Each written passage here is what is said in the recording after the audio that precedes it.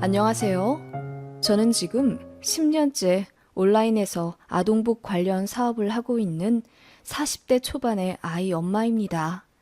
초기에 사업 흐름을 유행에 맞게 잘 밀어붙여서 참 감사하게도 돈을 꽤 벌었네요. 잘 될 때는 월 5천만 원도 벌었고 평균 800만 원에서 1,000만 원 사이로 순수익 가져가는 것 같습니다. 전문대 나와 월 170만 원 초반씩 벌던 사회 초년생 때가 생각나요. 그때 남편도 월 수입이 200만 원도 안 될 때였는데 그래도 결혼해 잘 살아보겠다고 살림 합쳐 새 시작했네요. 남편이나 저나 꽤나 흙수저라 양가 도움 없이 둘이 원룸에서 신혼 시작했어요. 저희 친정은 시골에서 농사 짓고 계시고 시댁은 잡화점 장사하십니다.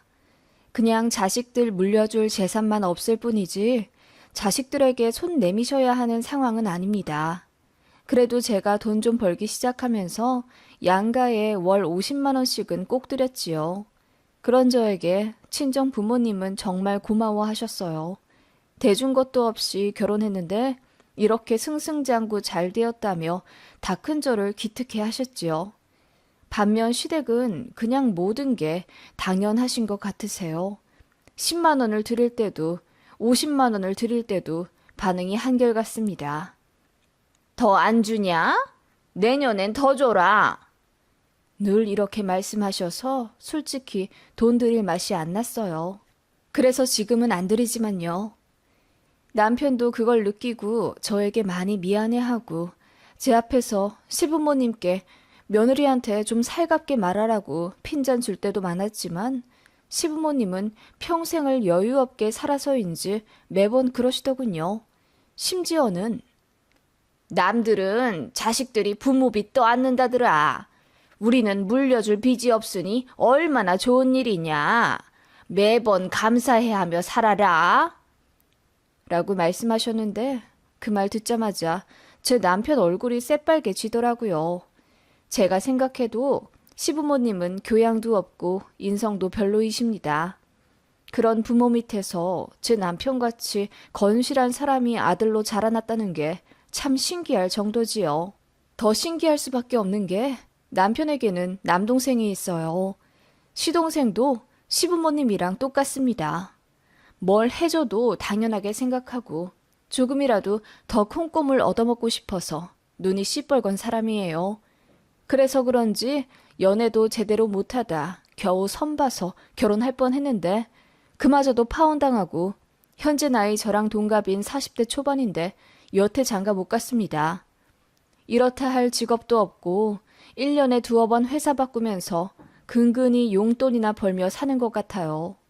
다행히 집은 시부모님이 해주셔서 전세 3,400만 원짜리 원룸에서 살고 있습니다. 그리고 회사를 계속 관두니 그 업계에서도 블랙에 걸린 것 같고 이제는 전공과 무관한 일자리 하며 살더라고요. 당연히 안정적이지 않고요. 그런 둘째 아들은 시부모님께서는 애가다라 하십니다. 눈물 지으며 안타까워 하시고요. 그리고 결국 그 화살이 저에게 꽂혀버렸답니다. 지금은 거의 연을 끈다시피 하며 살기 때문에 덜 신경 쓰지만 한때는 시부모님 때문에 미칠 뻔했어요. 제가 일을 관두고 사업을 하기 시작하자 시부모님께서 반대가 엄청나셨습니다. 그거 사업 자금 필요한 것 아니냐. 우리 아들이 번 돈 다 날려먹을 셈이냐. 얌전히 지금처럼 일 다니면서 애나 열심히 키워라. 라며 제 상식에는 참 모진 소리들을 하셨던 시부모님이에요. 당시 제가 애 낳고 다니던 직장이 오전 10시 출근에 5시 퇴근이라 애 키우며 일하기 딱 좋았어요. 그리고 아이 아프면 제가 휴가 내기도 쉬웠고요. 월급은 200만 원 극초반이고 아이 감기 걸려서 휴가 많이 낸 달에는 170만 원 정도 가져왔었네요.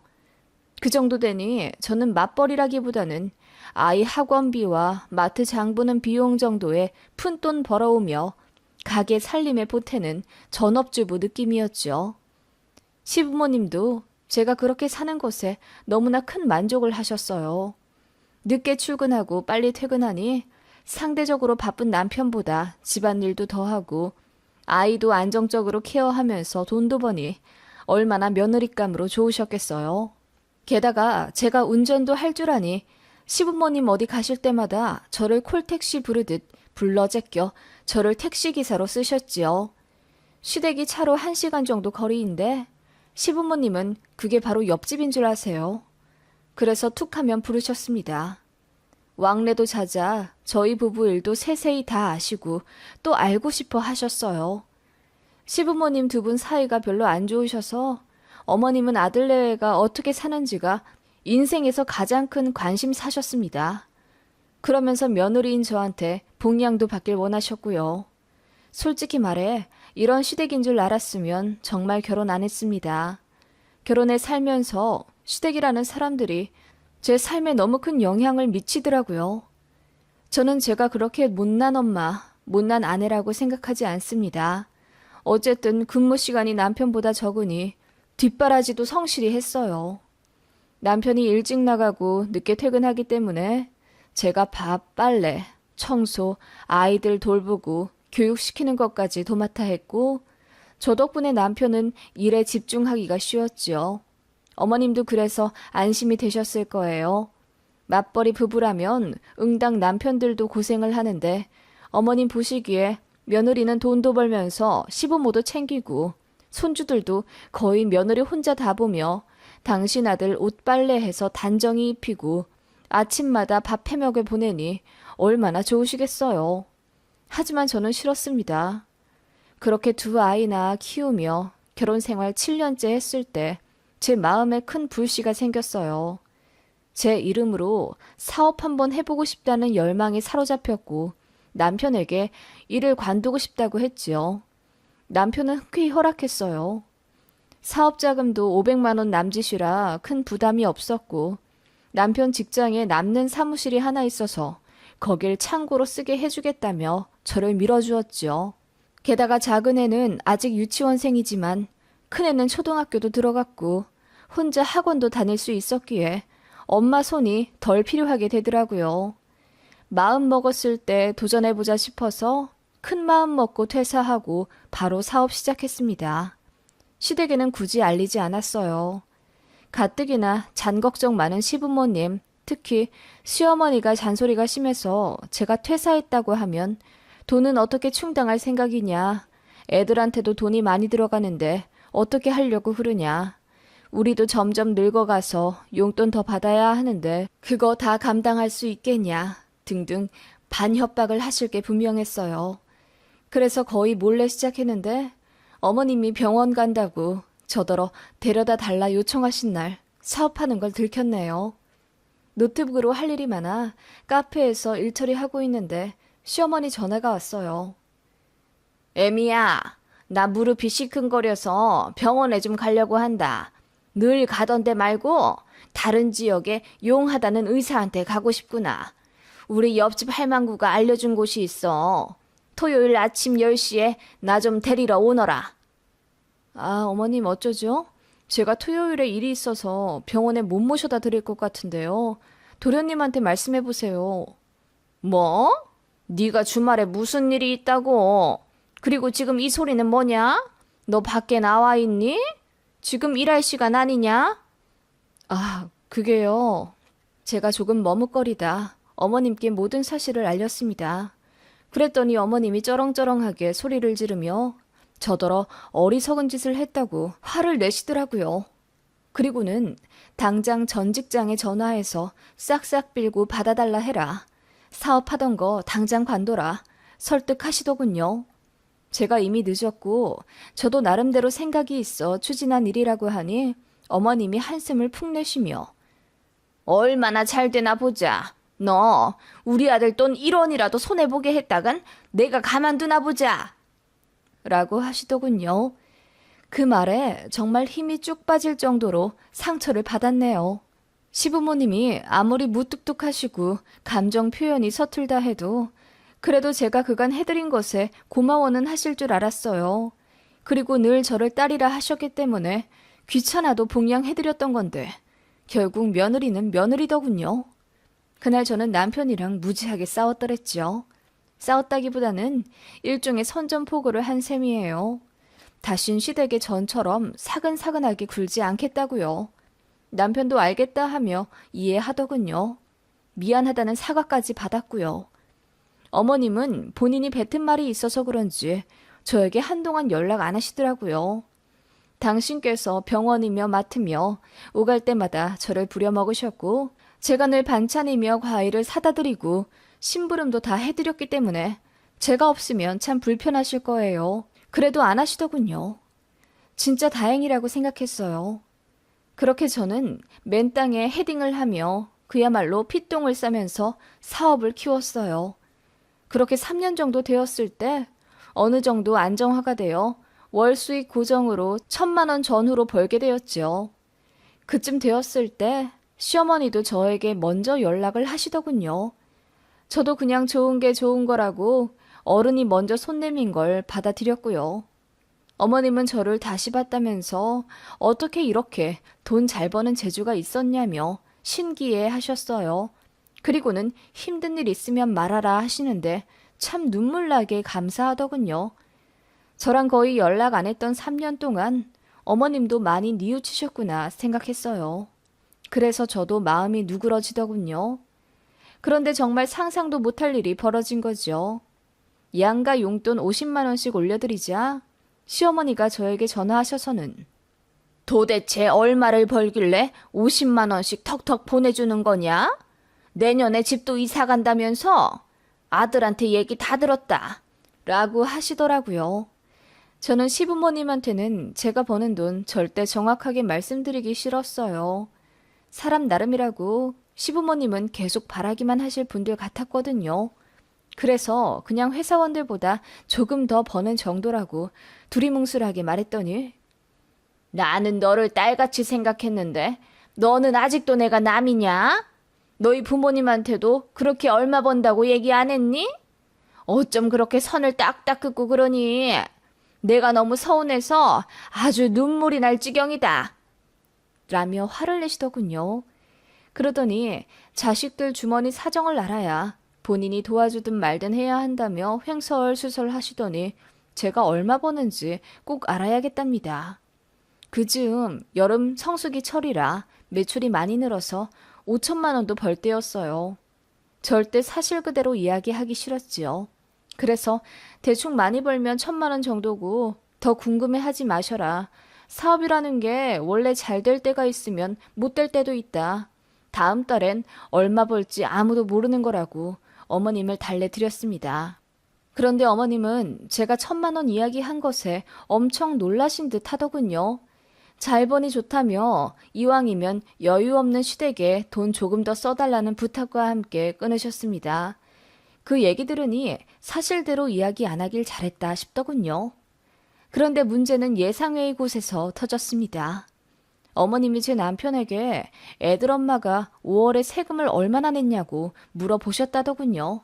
지금 생각하면 그거 시동생이 코치해준 대로 물어보신 듯 하고요. 제 남편은 아무것도 모르고 사실대로 얼마 냈다고 했고요. 그걸로 제가 얼마 정도 버는지 시동생과 추측을 한 모양입니다. 제가 달에 1,000만 원 훨씬 이상 버는 걸 알게 된 시어머니가 분노에 가득 차 저에게 찾아오셨습니다. 너 1,000만 원 훨씬 넘게 벌지? 우리 작은 아들이 그러는데 한 달에 3,000만 원은 넘게 벌 것 같다고 하던데? 그리고는 제가 사실대로 이야기하지 않아 너무 서운하다며 우시더군요. 저는 저대로 열이 받아 어머님, 제 남편에게 세금 떠보듯이 물어봐서 기어코 알아내신 어머님께도 저는 서운한데요. 사실대로 이야기하지 않은 건 저도 나름대로의 이유가 있는 거예요. 라고 했더니 어머님이 아무 말 못하시더군요. 그렇게 포기하시는 줄 알았는데 도련님이 진짜 끈질기더군요. 제 사업체를 뒤에서 조사를 했나 보더군요. 어디서 제 매출 추정액을 뽑아가지고 지 엄마를 드렸더라고요. 거기는 제가 월 5천만 원까지도 찍힌 금액이 있었어요. 시어머니가 그 종이 한 장 달랑달랑 들고 와서는 며느리가 이렇게 능력 있을 줄 몰랐다면서 동네방네 자랑했으니 책임지라 하시더군요. 어쩔 거야. 다들 나보고 부럽다고 하는데 아파트라도 전세로 좀 뽑아줘야겠네. 물론 농담이다. 나는 바라는 거 하나도 없어. 알지? 라고 하는데 어찌나 소름 돋던지요. 그러더니 제 손을 붙잡고 하는 말이 가관이었습니다. 나는 정말 바랄 것 없다. 우리야 다 늙어서 이제 죽을 날만 기다리지만 네 남편 동생은 얘기가 다르지. 너도 알다시피 네 시동생이 여태 자리도 못 잡고 색시도 없이 힘들게 살아가잖니. 나로서는 정말 우리 막내가 눈에 밟혀서 죽지도 못하는 거야. 어머님은 그렇게 펑펑 우시며 제 앞에서 또 도련님 얘기를 하더군요. 뭐가 그렇게 불쌍하다는 건지도 모르겠더군요. 본인이 게을러서 일 안 하고 성격 이상해서 여자도 못 만나는 건데 어머님은 그렇게 여자들이 여우 같다는 험담, 세상이 아들을 알아주지 않는다는 착각에 빠져 저에게 하소연하셨습니다. 아무튼 어머님이 그렇게 또 도련님 얘기를 시작하니 뭐 돈백 쥐어달라는 뜻인가 싶어서 남편이랑 상의해보겠다고 하며 차갑게 내보내려니 어머님이 급하게 잡더군요. 그게 아니다. 아니, 너도 알겠지만 애들 키우며 사업 꾸리는 게 얼마나 힘들어. 예전에 일 다니면서 새아가 네가 집안일을 하고 애들 키우고 다 했잖니. 그때 내가 마음이 얼마나 아팠다고. 그렇게 고생했으니 이제는 누군가에게 좀 맡겨놓고 쉬는 건 어떠니? 네? 애들 이제 다 커서 손도 별로 안 가고요. 많이 컸다고 이제 좀 덜 아파요. 병원도 자주 안 가고 저도 주에 2번씩 가사 도우미 이모님 도움받으니 한결 편해요. 저 힘든 거 없어요. 그래도 잘 생각해봐. 네 나이도 이제 40이 훌쩍 넘었는데 그러지 말고 더 앞길 창창한 네 시동생에게 일을 맡겨보는 건 어때? 네? 어머님 그게 무슨 말씀이세요? 제가 경악하며 따지듯 묻자 어머님이 진정하라며 자기가 다 생각이 있다고 하시더군요. 어차피 자리 못 잡아 힘든 시동생, 저희가 평생 뒷바라지 해주는 건 당연한데 언제까지 돈으로 쥐어줄 거냐 하십니다. 자고로 사람은 물고기를 잡아서 주는 게 아니라 물고기 잡는 방법을 알려줘야 하거늘. 네가 아량을 베풀어서 우리 둘째 아들한테 사업을 좀 알려줘라. 이사? 전무? 그런 거 시켜주면 뽀대도 나고 좋지. 이왕이면 대표 시켜주면 우리 집안에 면도 좀 살겠지만. 무슨 소리를 하시는 거예요? 제가 어렵게 일군 사업체를 왜 도련님한테 넘겨요? 이제 자리 잡고 이제 돈 좀 벌기 시작하는 거예요. 그 말에 시어머니가 놀라 저를 진정시키려 애쓰더군요. 알지. 네가 얼마나 고생했는지 알지. 나랑 연락 안 한 3년 동안 네가 정말 힘들게 고생한 거 우리 큰아들한테 얘기 들어 잘한다. 그러니까 이제 좀 내려놓으라는 거야. 우리 둘째가 자기 적성을 못 찾아서 그렇지 애가 참 똘똘하잖니. 뭐든 시켜만 주면 잘할 거다. 지 형수하던 사업인데 말아먹기야 하겠어? 물론 우리 새아가가 옆에서 코치를 좀 시켜주면. 어머님, 진짜 무슨 말씀 하시는 거예요? 말이 되는 소리를 하세요. 제가 듣다 못해 소리를 지르니 어머님 얼굴이 하얗게 질리더군요. 그러더니 예상대로 제가 돈을 많이 벌어 시부모 무시한다며 엄청 기분 나빠 하시더군요. 그러거나 말거나 저도 어머님한테 정이 다 떨어지더군요. 그래서 앞뒤 생각 안 하고 질렀습니다. 어머님, 자꾸 딸 같다 하시는데 진짜 딸 같으면 이런 얘기나 하시겠어요? 그동안 만만한 며느리 부려먹고 사업한다 무시할 땐 언제고 이제와 일 잘 풀리니 그것마저도 빼앗아 가려 하세요? 빼앗다니? 너는 네 시동생 잘 되는 게 배 아프더냐? 같이 잘 되면 좋은 거지. 같이 잘 되긴 뭐가 잘 돼요. 도련님이 아직도 직장 제대로 안 다니고 장가도 못 간 건 다 도련님 능력인 거죠. 여태 자리 못 잡은 사람이 대표직 달면 새 사람 돼요? 제가 뭐하러 무능력한 사람한테 제일 맡기겠어요? 다 같이 잘 되는 게 아니라 다 같이 골로 가는 거죠. 제가 처음으로 소리를 지르며 바락바락 대들자 어머님이 뒤로 넘어가시더군요. 그러거나 말거나 저도 하고 싶은 말 다 했습니다. 제가 얼마 버는지 말 안 해서 서운하다고 하셨죠? 이래서 안 알려드린 겁니다. 이래서. 밑도 끝도 없이 바라기만 하고 누울 자리 있으면 발부터 뻗고보는 시댁이라서요. 그래도 그건 남편 가족이라 잘해드렸어요. 근데 그거 아시죠? 저도 남편이랑 이혼하면 어머님이랑 아예 남되는 거. 어머님이랑 저는 그런 사이라고요. 자꾸 딸 같은 소리해서 징그러웠어요. 그렇게 다 내질러 버리니 속이 시원하더군요. 어머님은 입술까지 덜덜 떨며 저에게 질리신 듯 하고요. 그러더니 아들한테 다 잃어버리겠다고 오열하시며 가시길래 그러세요.